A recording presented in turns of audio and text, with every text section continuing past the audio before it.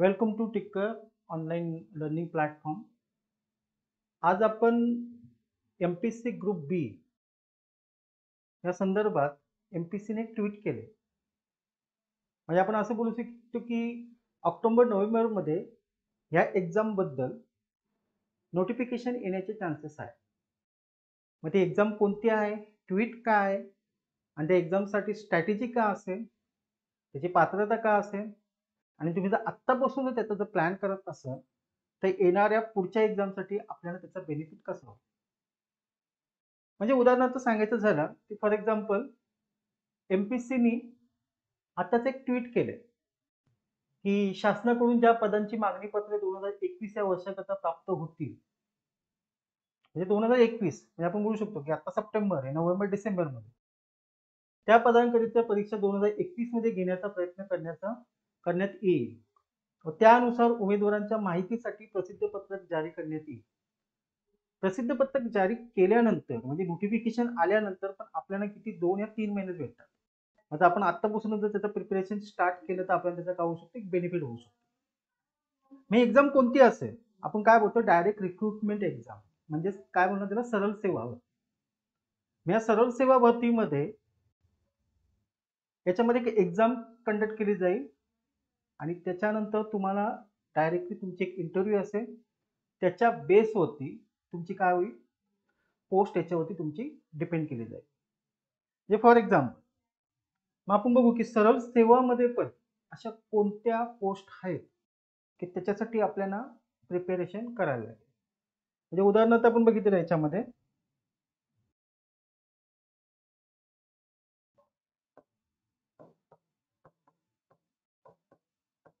सरळ सेवामध्ये पण त्याच्यामध्ये आपण बोलू शकतो की 2 विभागातर्फे पदे डिक्लेअर केली जातात. म्हणजे आपण याच्यामध्ये बघू की महिला व बाल विकास विभाग याच्याकडनं पदे डिक्लेअर केली जातात. आणि आपण बोलू शकतो सामाजिक कल्याण विभागातर्फे काही पदे काय केली जातात, डिक्लेअर केली जातात. पण आजचा जो आपला फोकस आहे तो महिला व बाल विकास विभागातर्फे जी पोस्ट काढले जातात ग्रुप ए आणि ग्रुप बी साठी. म्हणजे फॉर एक्झाम्पल जर आपण बघितलं महिला व बाल विकास यांच्या अंतर्गत सुद्धा 2 पदे भरली जातात. एक गट अ साठी आणि एक दुसरा एक असेल तो गट ब साठी. म्हणजे ग्रेड ए आणि ग्रेड बी दोघांसाठी काय केले जातात, पदे भरली जातात. मग गट अ मध्ये जर आपण बघितलं म्हणजे आपण बोलू शकतो की सहाय्यक आयुक्त. पण ही जी एक्झाम झाली होती ही शेवटची एक्झाम होती 2013 मध्ये आणि गट ब ची जी एक्झाम झाली होती शेवटची म्हणजे 2018. आपण बोलू शकतो लॉकडाऊनच्या अगोदरची जी एक्झाम ही कंडक्ट केली होती आणि त्याच्या अगोदर झाली होती की 2016 मध्ये. म्हणजे याच्या 2 एक्झाम. आणि आज आपण जे इथं चर्चा करतोय ते आपण गट ब च्या संदर्भात करतो. MPSCच्या ट्विट नुसार आपण बोलू शकतो की ही जी पदे आहेत महिला व बाल विकास विभागातर्फे गट ब साठी स्ट्रॅटेजी काय असणार आहे. म्हणजे जर आपण सुरुवातच केली की गट ब मध्ये म्हणजे 2018 ची नोटिफिकेशन आपण बघितली त्याच्यावरून एक आपण अंदाज लावू शकतो की गट ब ची जी पोस्ट आहे त्याच्यामध्ये एकूण पदे किती आहेत, त्याच्यानंतर त्याचा परीक्षेचा नेचर कसा असेल आणि आपल्या अभ्यासाची स्ट्रॅटेजी कशी असेल. जर आत्तापासूनच जर आपण टाइम त्याच्यासाठी जर दिला तर आपण बोलू शकतो की 2 या 3 तास तरी आपल्याला नोटिफिकेशन आल्यानंतर त्याचा आपल्याला जास्त प्रेशर आपल्यावरती येणार नाही. मग ती एक्झाम कोणती असेल फॉर एक्झाम्पल किंवा त्याचं नेचर कसं असेल की एक्झाम जी कंडक्ट केली जाईल ती MPSC कडनंच केली जाईल. मग याच्यामध्ये आपण जर बघितलं की एकूण किती पोस्ट आहे, टोटल आपण जर बघू शकतो याच्यामध्ये MPSC किंवा महिला बाल विकास अंतर्गत 6 पोस्टसाठी गट ब मध्ये काय केलं जातंय, त्याला मेन्शन केलं जातं. म्हणजे फॉर एक्झाम्पल ह्याचा पोस्ट बघू शकतो आपण, निरीक्षक प्रामाणिक. त्याच्यानंतर आपण बघू शकतो जिल्हा महिला व बाल विकास अधिकारी. त्याच्यानंतर बघू शकतो रचना व कार्यपद्धती अधिकारी, अधिवेक्यता, सांख्यिकी अधिकारी. अशा प्रकारचे काय त्याच्यामध्ये गट ब मध्ये एकूण आपण बोलू शकतो 6 पोस्ट आहेत. म्हणजे 2018च आहे. आणि याच्या अनुषंगाने आपण बोलू शकतो की येणाऱ्या 2021 मध्ये ह्याच अनुषंगाने एमपीएससी काय करेल, नोटिफिकेशन डिक्लेअर करेल. मग याच्यामध्ये बघितलं आपण गट ब मध्ये की नेमकी याच्यामध्ये एक्झामचं नेचर, एक्झामचा पॅटर्न काय असतो आणि किती मार्क याच्यासाठी डिवाइड केलेले असतील, म्हणजे त्याच्या बेसवरती आपल्याला काय केलं जाईल, एक आपण स्ट्रॅटेजी बनवू शकतो. म्हणजे याच्यामध्ये आपण बघितलं की एमपीसी टोटल जो परीक्षेचा जो नेचर आहे, लेखी परीक्षा त्याला आपण बोलतोय, त्या लेखी परीक्षामध्ये 200 गुणांसाठी आपल्याला काय केली जाईल, ही लेखी परीक्षा. आणि या 200 गुणामध्ये इंटरव्ह्यूसाठी किंवा मुलाखतीसाठी किती 50 गुण असते. आणि 200 + 50 म्हणजे 250 मार्काची टोटल तुमची एक्झाम आहे. आता तुम्हाला कन्फ्युजन असेल की 250 पैकी किती कट ऑफ किती जात असेल, तो आपण शेवटी बघू की 2018 मध्ये ही एक्झाम जेव्हा कंडक्ट केली तेव्हा त्या एक्झामचा कट ऑफ काय होता ओपनसाठी आणि कॅटेगरीसाठी, त्याच्यावरून आपल्याला काय करता येईल, अंदाज आपल्याला बांधता येऊ शकतो. मग ठीक आहे, हे झालं एक्झामचं नेचर. तरी सुद्धा आपण एक बोलू शकतो की जेव्हा ही एक्झाम कंडक्ट केली जाते, मग एक्झाम मध्ये एकूण सब्जेक्ट किती आहे, म्हणजे फॉर एक्झाम्पल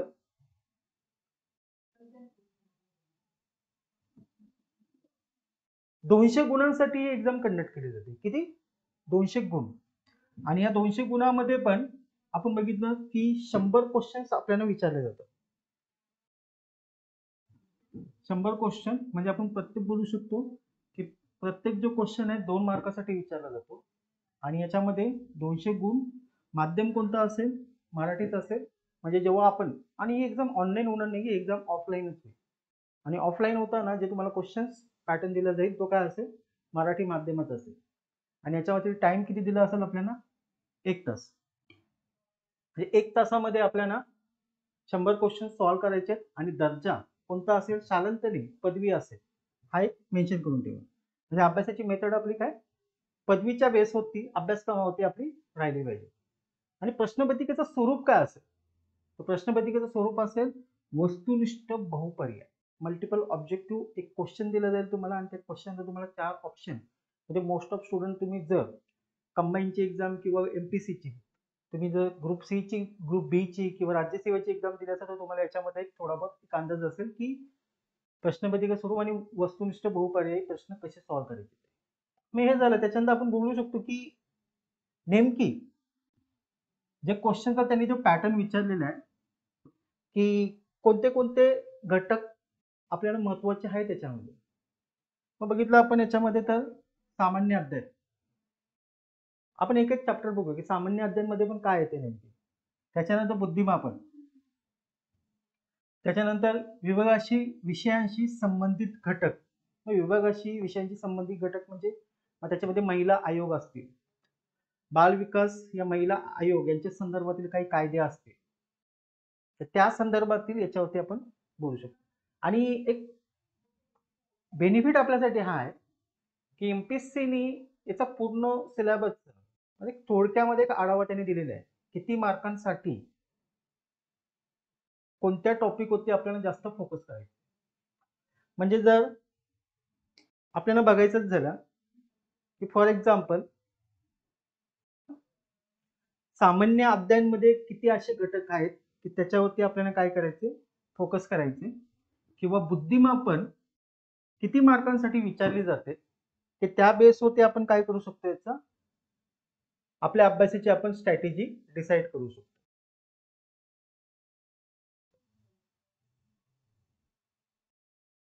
जर पहिला चॅप्टर आपण बघितलं याच्यामध्ये, फर्स्ट चॅप्टर सामान्य अध्यायांचा, याच्यामध्ये त्यांनी क्लिअरली मेन्शन केले की जागतिक भारतीय महाराष्ट्रातील चालू घडामोडी हे त्यांनी क्लिअरली मेन्शन केले. म्हणजे जो पहिला चॅप्टर, जो प्रकरण राहील याच्यामध्ये, तो आपला काय असेल, चालू घडामोडीसाठी. प्रत्येक स्टुडंटसाठी आता एक कन्फ्युजन असेल की मी याच्यासाठी सोर्सेस काय असलं पाहिजे. तर सोर्सेस म्हणजे डेली जर आपण न्यूजपेपर जर वाचत असाल तर तो आपल्याला काय असेल, बेनिफिट असेल.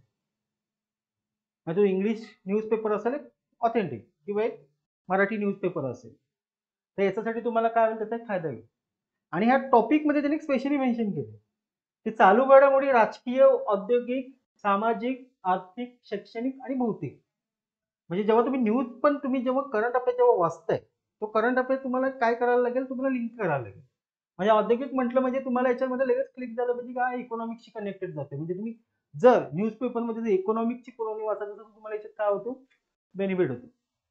त्याच्यानंतर राजकीय असेल तर पॉलिटिकल संदर्भात, म्हणजे काही संसदीय घडामोडी असतील, नवीन विधेयक असतील, तर त्या संदर्भात सुद्धा हा टॉपिक तुम्हाला काय होतो, इम्पॉर्टंट होतो. ज्याच्यामध्ये म्हटलं की आर्थिक किंवा शैक्षणिक, म्हणजे तुम्ही बघितलं न्यूजपेपर वाचताना तुम्हाला समजते की गव्हर्नमेंट काय करते की शैक्षणिक संदर्भात काही योजना राबवते.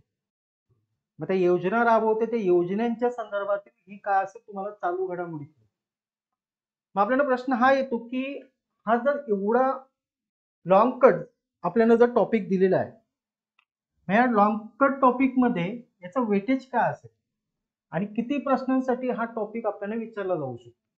म्हणजे याच्यात बघू शकतो आपण, कारण की टॉपिक तसा मोठाच आहे आणि याच्यासाठी एक पर्टिक्युलर सोर्स नाहीये. तर सोर्स काय, तर तुम्ही एक इयरबुक, कोणताही एक मार्केटमध्ये इयरबुक जे आहेत अवेलेबल, त्याच्यामध्ये कोणताही तुम्ही एक चांगला एक इयरबुक तुम्ही वाचू शकता, नाही तर तुमचा डेलीचा न्यूजपेपर, त्याच्या बेसवरती तुम्हाला काय करता येईल, याच्यावरती आपल्याला अंदाज बांधता येईल. फॉर एक्झाम्पल, जो पहिला आपण चॅप्टर जो बघितला सामायिक अध्यायांचा, आपला जो फर्स्ट चॅप्टर होता सामायिक अध्यायांचा, हा याच्यामध्ये बघितलं तर आपण टोटल प्रश्न संख्या किती आहे, 5, आणि त्याचे गुण किती असतील, एकूण 10. म्हणजे हा जो आपला करंट अफेअरचा जो टॉपिक होता, तो टोटल संख्या असेल 5 आणि तो किती असेल, मार्कांसाठी 10. त्याच्यामध्ये हा टॉपिक काय आपल्याला एक इम्पॉर्टंट आहे. जर आपण याच्यावर चर्चा केली तर आपल्याला एक समजेल की एमपीएससीने ग्रुप बी साठी जेवढे पण टॉपिक दिलेले आहेत, त्या टॉपिकमध्ये म्हणजे मिनिमम 5 क्वेश्चन्स आणि मॅक्झिमम 20 क्वेश्चन याच्यावरती जास्त भर दिले. म्हणजेच राज्यसेवामध्ये बाल विकास विभागातर्फे जी ग्रुप बी ची एक्झाम होते, त्याच्यासाठी दिलेले प्रत्येक टॉपिक आपल्यासाठी काय इम्पॉर्टंट आहे. त्यामुळे आपण कोणत्याही टॉपिकला काय करू शकतो, स्किप नाही करू शकत. त्यामुळं त्या टॉपिकला आपल्याला फोकस करायला लागेल. सेकंड चॅप्टर जर बघितलं, याच्यामध्ये बुद्धिमापन चाचणी व अंकगणित, याच्यासाठी मार्केटमध्ये पुस्तक आहेत एक स्पेशली अंकगणित किंवा बुद्धिमापन चाचणी. बट हा विषय करताना मी तर सांगेल, हा विषयाला सर्वात जास्त ग्रुप बी नी वेटेज दिलेलं आहे. कारण की एकूण 10 क्वेश्चन आणि 20 मार्कांसाठी काय विचारलेले आहे, हे क्वेश्चन याच्यावरती येऊन गेलेले आहे. म्हणजे बुद्धिमापन चाचणी व अंकगणित. आणि स्पेशली त्यांनी एक म्हटलेलं आहे, याच्यासाठी स्पेशल नॉलेजची काही आवश्यकता नाहीये. म्हणजे ज्या प्रकारे आपण बँकिंगसाठी किंवा आरबीआयच्या एक्झामसाठी आपण स्पेशल आपल्याला मॅथ्स किंवा रिझनिंगचा प्रॅक्टिस करण्याची एवढी पण आपल्याला काही आवश्यकता नाहीये. त्या लेवलचा नाही. आपला दर्जा कोणता असणार आहे, पदवी नाहीये तर शालांत दर्जा. आणि याच्यामध्ये त्यांनी म्हटलंय की उमेदवार किती लवकर आणि अचूकपणे विचार करू शकतो याचा अंदाज घेण्यासाठी. म्हणजेच आपण काय बोलू शकतो, मी सांगेल की हा चॅप्टर बुद्धिमत्ता चाचणी हा जो चॅप्टर आहे आपल्यासाठी सर्वात महत्वाचा आणि इम्पॉर्टंट चॅप्टर आहे. मी याच्यामध्ये बघितलं की एकूण प्रश्नांचा वेटेज किती राहणार आहे आणि त्याच्या बेसवरती आपण काय सांगू शकतो, त्याचं वेटेज काय असेल. चॅप्टर बघितलं आपण बुद्धिमापन चाचणी, याच्यामध्ये 10 क्वेश्चन आणि 20 गुण. म्हणजेच काय, तर पूर्ण जे चॅप्टर दिलेले आहेत त्याच्यामध्ये सर्वात जास्त बुद्धिमापन चाचणी आणि अंकगणितला काय दिलेलं आहे, जास्त वेटेज दिलेलं आहे. आणि त्याच्यानंतर तिसरा चॅप्टर आपण याच्यामध्ये बघितलं व्याकरण, मराठी व इंग्रजीचा मोस्ट ऑफ याच्यामध्ये आपल्याला अभ्यास करताना काही एमपीसीच्या मुलांना याच्यामध्ये अडचण येते. पण मी सांगेल तर तुम्ही जर वीकली 2 या 3 दिवस किंवा आपण एखादा इंग्लिश न्यूजपेपर तुम्ही जर वाचत असाल तर त्याच्यामध्ये तुम्हाला काय हॅबिच्युअल होऊन जाते. आणि मराठी व्याकरणसाठी पण मार्केटमध्ये काही पुस्तकं आहेत. म्हणजे वालिंबे सरांचं पुस्तक आहे मराठीसाठी किंवा इंग्रजीसाठी तुम्ही बोलू शकता की रिन अँड मार्टिन आहे. त्याच्या बेसवरती तुम्ही सुद्धा काय करू शकता. आणि याचा वेटेज किती दिलेलं आहे त्यांनी? वेटेज त्यांनी दिलं आहे 8 क्वेश्चन 16. 8 क्वेश्चन 16 मार्क्स साठी त्यांनी काय केलेलं आहे ते विचारलेलं आहे. त्याच्यानंतर आपण जर बघितलं की ठीक आहे, आणखीन कोणत्या कोणत्या घटकांवरती आपल्याला जास्त फोकस करायचं?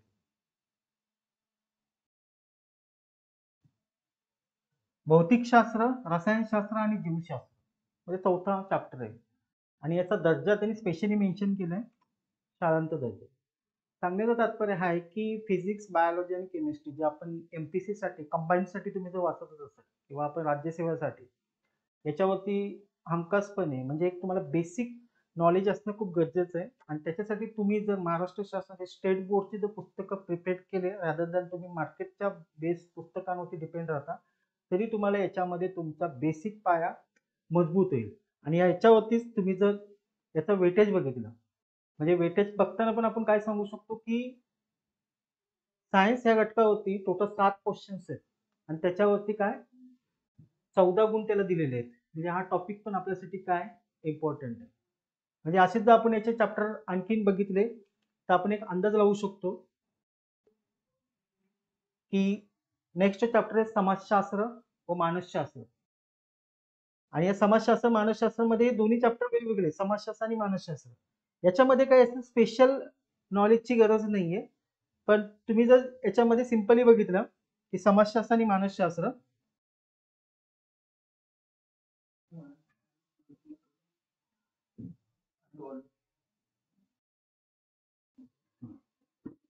याच्यामध्ये तुम्ही बघितलं की याच्यामध्ये एक मूलभूत संकल्पना म्हणजे तुम्हाला बेसिक नॉलेज असणं खूप महत्वाचं आहे.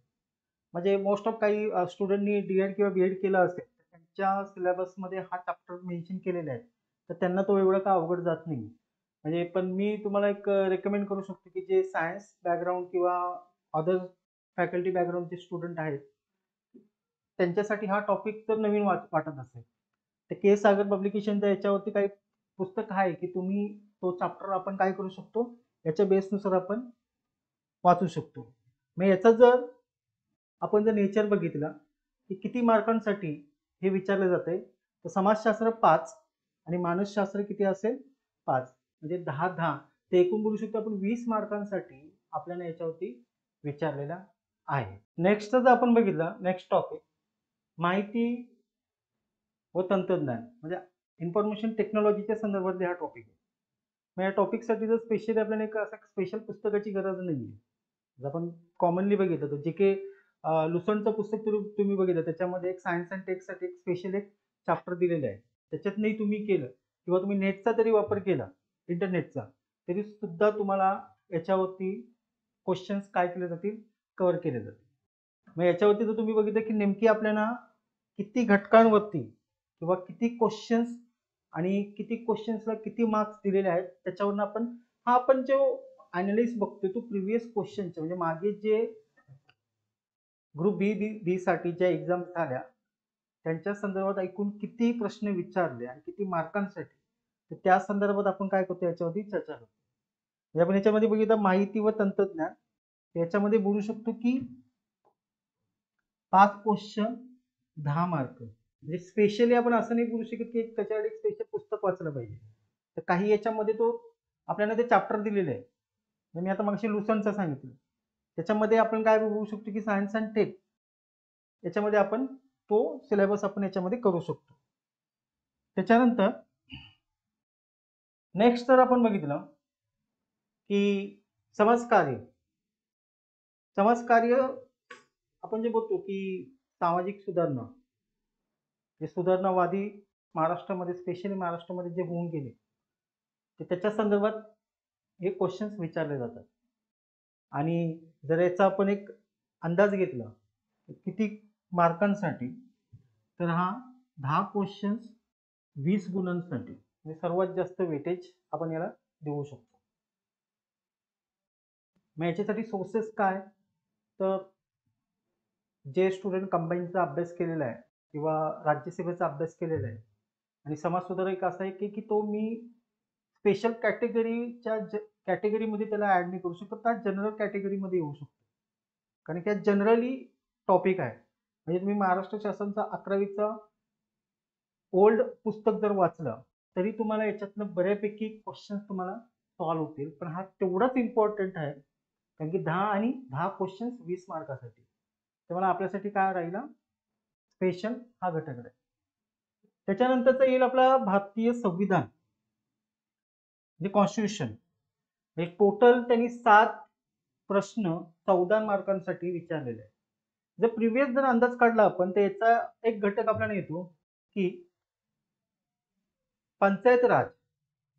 म्हणजे फॉर एक्झाम्पल याच्यामध्ये असे नेमकी घटक कोणते कोणते की त्याच्यावरती आपण बोलू शकतो की क्वेश्चन्स याच्यावरती विचारलेले आहेत.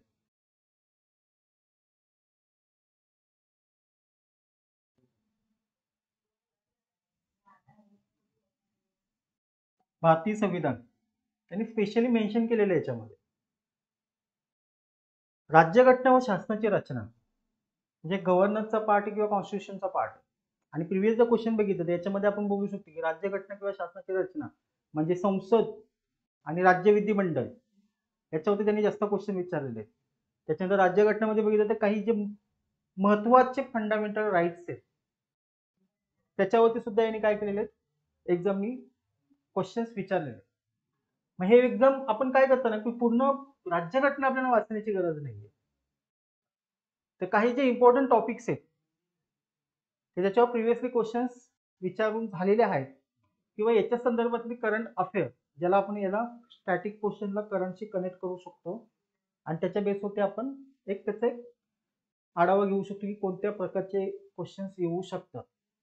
आणि स्पेशली यांनी तसं म्हटलेलं आहे की जिल्हा परिषद तर पंचायत समिती ती ग्रामपंचायत म्हणजे 73rd कॉन्स्टिट्यूशन अमेंडमेंट त्याच्यावरती आपल्याला जास्त फोकस करायचे. आणि त्याच्यानुसार म्हणजे जिल्हा परिषद पंचायत समिती ग्रामपंचायत म्हणजे पूर्ण पंचायत राजचं आपल्याला काय करायचे समजून घ्यायचे. म्हणजे मी असं सांगेल की टोटली जर याच्यावरती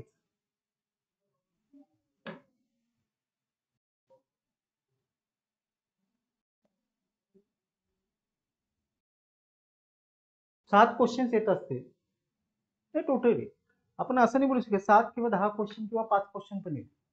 पण सांगण्याचं तात्पर्य आहे की याचा वेटेज किती असणार आहे आपल्याला 14 मार्कांसाठी आपल्याला याचा काय असेल वेटेज असेल. त्याच्या बेसवरने आपण हे क्वेश्चन्स काय करू शकतो सॉल्व्ह करू शकतो. याच्या अगोदर बघितलं की नंतर म्हणजेच आणखीन असे कोणते टॉपिक आहेत की त्याच्यावरती आपल्याला जास्त फोकस करण्याची गरज आहे. म्हणजे फॉर एक्झाम्पल मानवी हक्क. मानवी हक्कासाठी असं एक स्पेशली आपण हे नाही सांगू शकत की त्याच्यासाठी कोणतं असं एक स्पेशल पुस्तक आहे. मी सांगेल की मानवी हक्कासाठी जर तुम्ही इंटरनेटचा वापर केला ते नेटवरनं सुद्धा तुम्हाला ह्युमन राईट किंवा मानवी हक्काबद्दल तुम्हाला भरपूर सारी माहिती मिळून जाईल.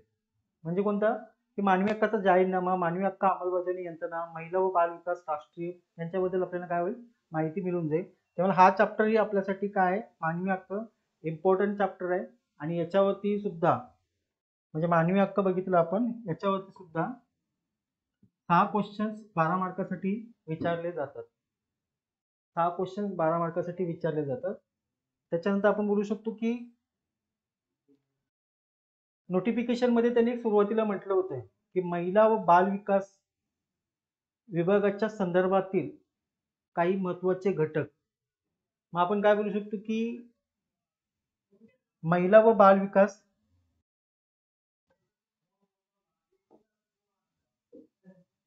व महिला व बालक कायदे या संदर्भातील. आणि याच्यामध्ये तुम्हाला असं स्पेशल एकदम डीप नॉलेजची गरज नाहीये. आणि हे दोन्ही टॉपिक मी काय सांगू शकतो महिला व बाल विकास व महिला व बालक कायदे, तर दोन्ही काय असतो आपण करंट अफेअर्सशी जास्त कनेक्टेड असणं गरजेचं आहे. म्हणजे तुम्ही जर न्यूजपेपर जरी वाचत असाल तरी तुम्हाला याच्यामध्ये काही टॉपिक तुम्हाला भेटतीलच. म्हणजे फॉर एक्झाम्पल आपण बघितलं केंद्रस्तरीय व राज्य शासनाच्या कल्याणकारी योजना, म्हणजे ज्या केंद्राकडनं येतात ज्या योजना आणि राज्याकडनं जे योजना येतात त्या दोन्ही योजनांचा आपल्याला काय करायचं, अभ्यास करायचा. आणि त्याच्यानंतर बघितलं तुम्ही की महिला व बालकांच्या संदर्भातील काही ऐतिहासिक निर्णय, सर्व प्रमुख आयोग व त्यांची रचना, महिला आयोग असेल, म्हणजे महिला आयोग म्हणजे त्यांचा जो अध्यक्ष असेल त्यांची नेमणूक कोण करते, एकूण किती सभासद असतील, मग महिला आयोग घटनात्मक आहे की बिगर घटनात्मक आहे, या संदर्भात आपण त्याची काय करायची, थोडक्यात त्याचा एक आढावा घ्यायचा. म्हणजेच काय बोलू शकतो की टॉपिक जे आहेत हे टॉपिक आपल्याला कशातनं, ते न्यूजपेपर मधनं जर आपण वाचत असाल तर त्याच्यामध्ये आपल्याला कव्हर होऊ शकते, किंवा के सागरच्या पुस्तकामधून सुद्धा हे आपल्याला हे टॉपिक काय करू शकतो, आपण कव्हर करू शकतो.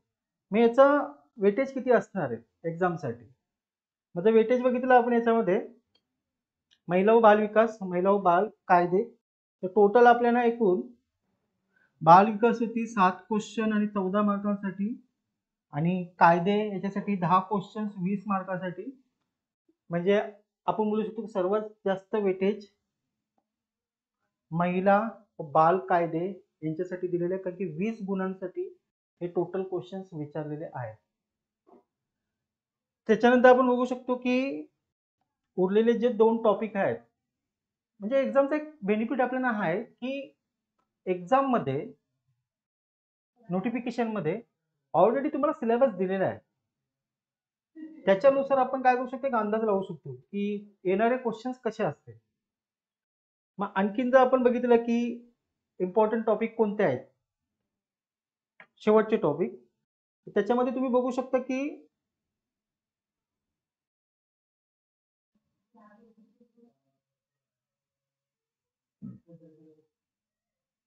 जे 2 टॉपिक येतात सुरुवातीचे, फॉर एक्झाम्पल गृह विभाग आणि बाल विकास व महिला विकास, हे जे 2 टॉपिक आहेत.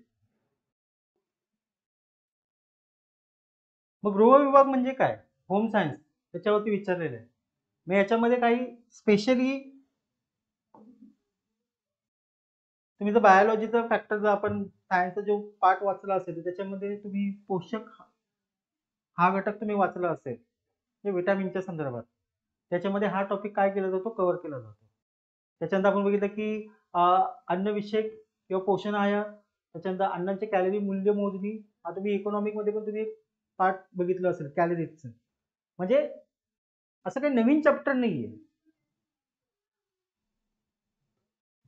हा टॉपिक सुद्धा तुम्हाला काय की तुम्हाला सायन्सच्या पुस्तकामधून बेसिक गोष्टी तुम्हाला याच्यातनं काही समजू शकतात. आणि काही चॅप्टर याच्यामध्ये करंट अफेअर्सशी बी रिलेटेड आहे, जे फॉर एक्झाम्पल भारतातील पोषण विषयी समस्या, कारणे, परिणाम. म्हणजे आपण जर कुपोषित हा विषय बघितला तर कुपोषित सुद्धा हा एक महत्वाचाच विषय, त्याच्या संदर्भात गव्हर्नमेंटनी काही राबवलेल्या योजना आणि त्या योजनांमधून आलेला त्याचा परिणाम, या गोष्टी आपण काय करू शकतो, बघू शकतो. तसेच शासकीय धोरण, पूरक पोषण विषय, दुपारचे भोजन योजना म्हणजे मिड डे मील स्कीम, त्या संदर्भात आपण म्हणजे तुमचा स्टॅटिक प्लस तुम्हाला करंट अफेअर या दोघांच्या संदर्भात आपल्याला काय करायचं, त्याच्यावरती फोकस करायचं.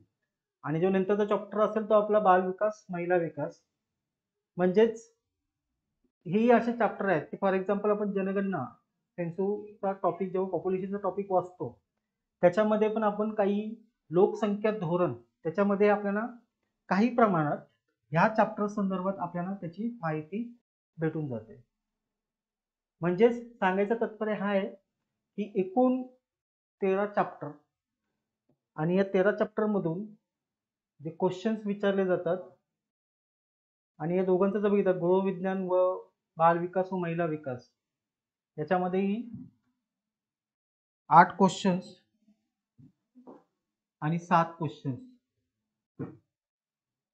आणि जर टोटल जर वेटेज काढलं आपण, एक जर टोटल आपण एक आढावा घेतला, 100 क्वेश्चन 200 गुणांसाठी काय केली जाते, परीक्षा कंडक्ट केली जाते. आणि याच्यामध्ये तुम्हाला स्कोरिंग काय असलं पाहिजे की फॉर एक्झाम्पल प्रिव्हियसली जर 2018 मध्ये ही जी एक्झाम झाली तेव्हा याचा स्कोरिंग अशा स्वरूपात होता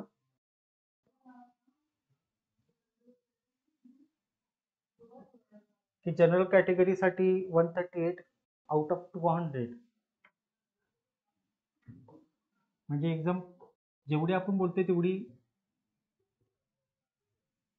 सोपी पण नाहीये. 138 म्हणजे मॉडरेट स्कोर पण नाही बोलू शकत आपण, थोडा हाय लेवलचा स्कोर आहे. आणि त्याच्यानंतर फिमेलसाठी 130 होतं, स्पोर्ट्ससाठी 116 आणि SC साठी आपण बोलू शकतो की 130 आणि ST जनरलसाठी आपण बोलू शकतो 122. म्हणजे हा आउट ऑफ 200 मागच्या एक्झामचा काय स्कोर आहे. तो ओव्हरऑल सांगण्याचा तात्पर्य हा आहे की येणाऱ्या जी एक्झाम आहे म्हणजे आपण बोलू शकतो की ऑक्टोबर नोव्हेंबर डिसेंबर याच्यामध्ये जर कधी नोटिफिकेशन आली तर तुम्ही ऍटलिस्ट असे काही सब्जेक्ट आहेत की त्याच्यावरती आपण मोस्ट ऑफ कनेक्टेड नाही आहेत. म्हणजे बाल विकास, महिला विकास, गृह विज्ञान आपल्या डेली वाचनामध्ये येतात पण ते आपण नोटीस करत नाहीये. ऍटलिस्ट जर आपल्याला सिलेबस तरी माहिती असेल, तुम्ही जर न्यूजपेपर वाचत असाल किंवा करंट अफेअर तुम्ही करत असाल तर त्याच्यामधून तुम्ही या टॉपिकला काय करू शकता, याच्यामध्ये तुम्ही त्याला कनेक्ट करू शकता. म्हणजे नोटिफिकेशन आल्यानंतर तुम्हाला तो एकदम असा प्रेशराईज येणार नाही, कारण सिलेबस थोडासा वास्ट आहे. ॲज कम्पेअर जर आपण केलं तर कंबाईनची एक्झाम केली किंवा ग्रुप सी ची एक्झाम केली त्यांच्या अनुषंगाने हा सिलेबस थोडासा वास्ट आहे, कारण की सरळ सेवा आहे, डायरेक्ट रिक्रुटमेंट आहे. आणि या डायरेक्ट रिक्रुटमेंटमध्ये तुम्हाला फक्त एक एक्झाम कंडक्ट केली जाते आणि त्याच्यानंतर डायरेक्ट तुमची काय असते, इंटरव्ह्यू असते आणि त्या संदर्भात ही एक्झाम कंडक्ट केली जाते. आणि ग्रुप बी ए पोस्टची जर तुम्ही बघितली तुलना केली तर याच्यामध्ये कंबाईनपेक्षा तुम्हाला याच्यामध्ये सॅलरीच्या दृष्टिकोनातून याच्यामध्ये जास्त आहे तुम्हाला as compare to the combine. So ही होती आपली MPCची अपकमिंग एक्झाम संदर्भातली थोडीशी अपडेट. हा व्हिडिओ तुम्हाला जर आवडला असेल तर जास्तीत जास्त मुलांना शेअर करा आणि पुढे येणाऱ्या एक्झामच्या अपडेटसाठी चॅनलला सबस्क्राईब करा. म्हणजे तुम्हाला प्रत्येक वेळेला नवीन एक्झामची अपडेट तुम्हाला भेटत राहील.